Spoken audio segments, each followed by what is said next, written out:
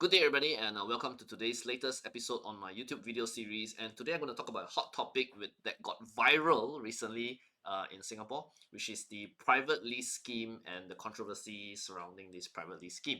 Now, what happened was that on Christmas Day, Channel News Asia in Singapore released a video called Singaporeans Locked in a Legal Dispute with a developer over the ownership of their JB property. And this video actually made a lot of people feel fear, uncertainty because they now don't know the property they buy, whether they actually own it or not, right? It create this fear, right? And I got a lot of questions immediately, right, on Christmas Day itself, or yesterday, today, right? A lot of people call me, WhatsApp me, send me emails. What is this, Ryan? Can you help me explain? Is it what's going on? Is my own condo affected?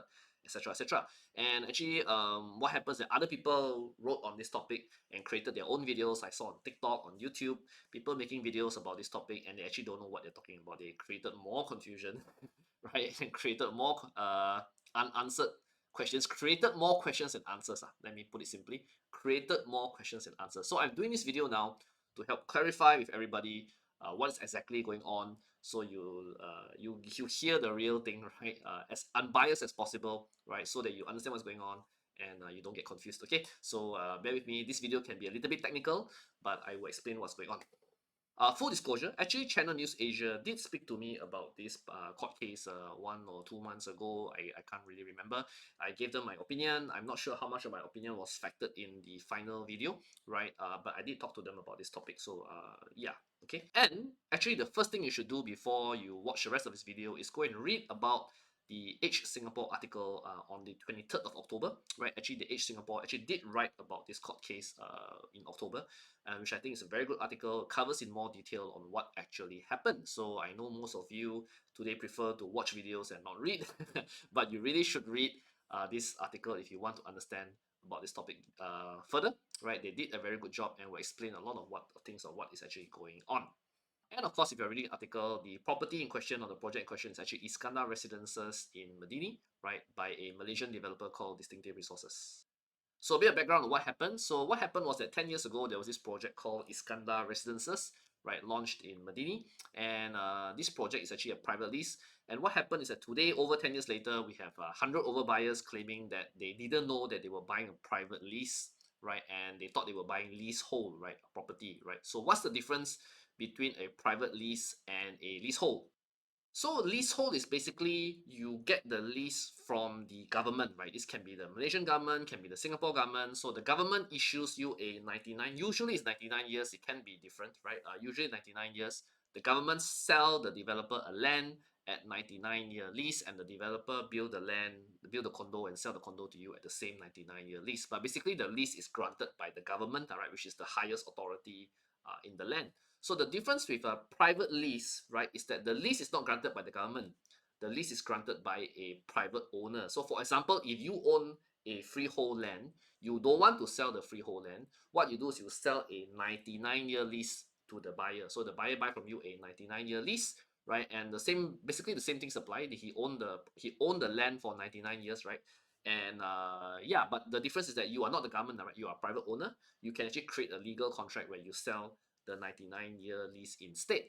So there's a bit of confusion about the term lease and tenancy, right? I think typically for legal terms, at least in Malaysia, anything which is longer than 3 years, we call it a lease. Anything which is 3 years or shorter, we call it a tenancy, right? Although in practice they are about the same, right? You still have full rights of the property or use of the property during the period, right? But I think why we call it a lease, because lease is much longer than usual, right? So we call it a lease, but of course for short term, right, we call it a tenancy. Are private leases legal? Yes, in fact, in Singapore, there are a number of condos in Singapore which are running on private lease. I think most notably by Far East. I think Far East in Singapore have a number of condos which are on private lease. If I'm not wrong, CDL as well. There are also some private lease condos by CDL in Singapore. So actually the underlying land is freehold, and the developer sell you a leasehold land, right? And in Malaysia, there's also private lease, and in this case, the private lease is basically in Medini, in Johor. So the whole of Medini, now Medini is about 2,000 acres worth of land, right? The whole of Medini is a private lease, right? And actually Medini is owned by a corporate entity called Iskandar Investment Berhad, IIB, right, in short. So IIB is actually who? So IIB is a private company, right? Who owns IIB? IIB is actually owned, I think the majority is owned by the federal government of Malaysia. So the Malaysian government, majority, the federal government owns majority, and I think the state government, Johor, actually owns a minority, right? So although it's a company, right, and it's owned, and this company is owned by the government, so they're actually government linked lah. They are not a government per se, but owned by the government, right? So so IIB's job is to actually typically what they do is they own all the assets that the Malaysian government have in Johor region, right? And basically IIB is the holding company for this purpose. So in the case of Medini, what happened is that IIB, as the private landowner, they sell a 99-year lease to the developer for the land, right? And the developer then build the condo on the land and sell the 99-year lease to the buyer. So it's also in practical sense to the buyer, right? You are also getting a lease lah. It's just the difference is that the lease come from a private person, right? A private company versus the lease comes from the government. So Ryan, is there actually any difference between practical difference, right, between a leasehold and a private lease? If you ask me, there's hardly any difference, all right? Can you sell the property or rent out the property that's under private lease? Yes, you can. I mean, I think it is implied that you need to get consent or permission from the landowner. But actually, if you ask me, in Medini right now, I think there have been hundreds, if not thousands, of transactions in Medini by now. I've never seen a case where IIB say they don't consent, right? I think for all sale transactions, there have been so many that have gone on, right? Definitely you can rent. Another disclaimer, I actually own Medini properties in two different Medini projects. I don't own Iskandar residences, but I do have ownership of properties that are in Medini, other projects in Medini, and I have definitely been able to rent them, and I've seen sale transactions as well in Medini, resale transactions as well, and auction also as well. So I'm definitely quite sure you can sell or transfer ownership of properties in Medini, right? Although yes, in a lease case, right, typically the original owner have to consent whenever there's a lease transfer, right? Because if I sell a 99-year lease to you to A, and A then sell the lease to B, right? The original owner should know, lah, right? Or A change hand to B, lah, right?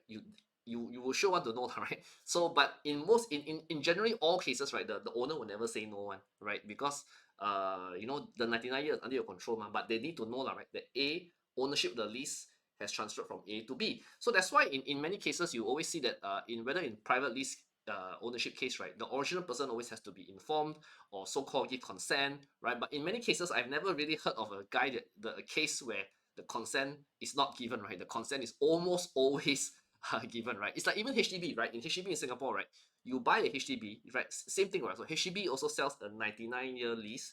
When you sell the HDB from A to B, HDB also have to give consent, right? Because HDB is actually the landowner. So actually, in that sense, it's very similar to HDB ownership, right? So I don't know why some people are making online, oh, I cannot have control, etc., etc., right? You can sell, you can rent. Definitely, you can keep the proceeds of your rental or your sale, right? They belong to you and they do not belong to the private lease owner. Okay, they belong to you.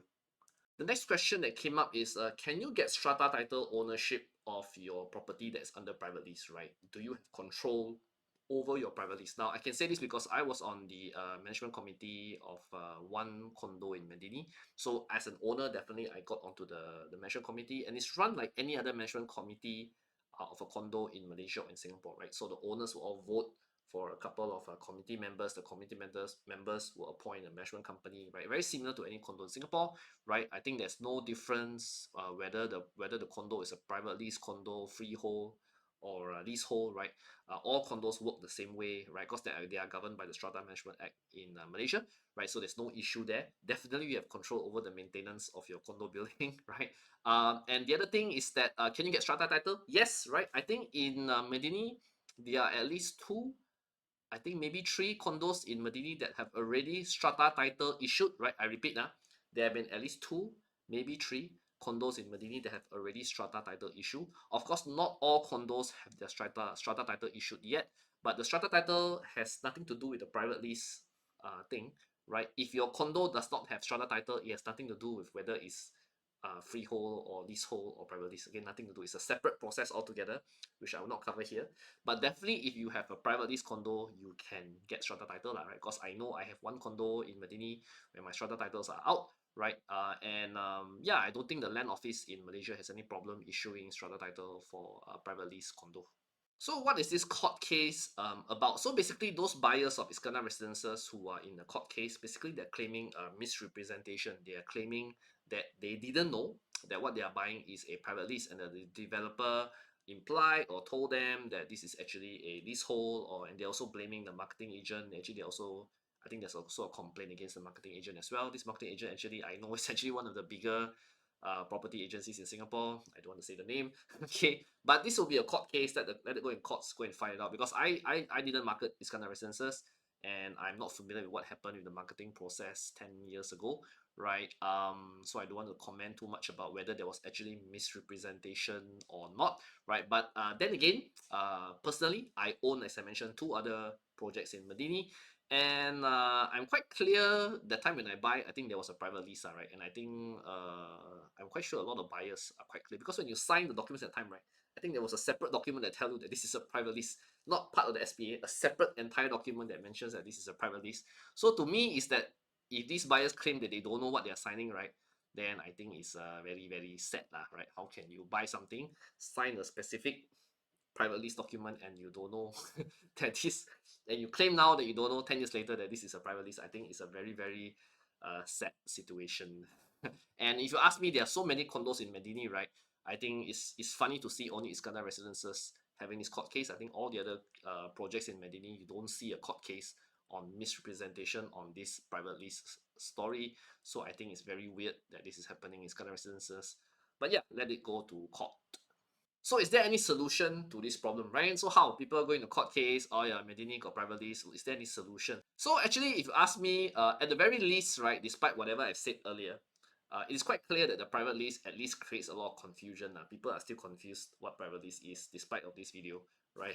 And I think the other negative aspect about private lease is that actually the banks are not very familiar with private lease as well in Malaysia. I think in Medini right now, maybe 4 banks or 5 banks only finance in Medini, because the other banks, they are not familiar with the private lease scheme, and they don't finance Medini, because Medini is only one part of Malaysia, right? So some banks can afford to, I don't want to finance Medini at all. But I think 4 to 5 banks do it. Public Bank does it. I know Bank of China, RHB, Hong Leong recently, all are doing private lease in Medini.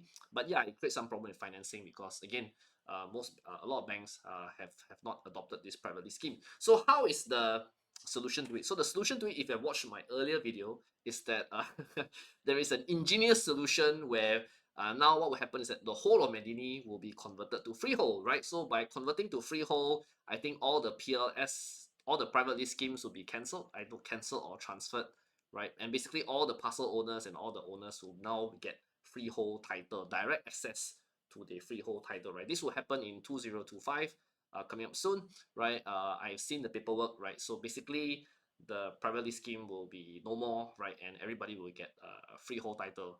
Hooray! Happy to me, because I'm also a Medini owner, right? And all our properties will become freehold, right? So effectively, when this happens, right?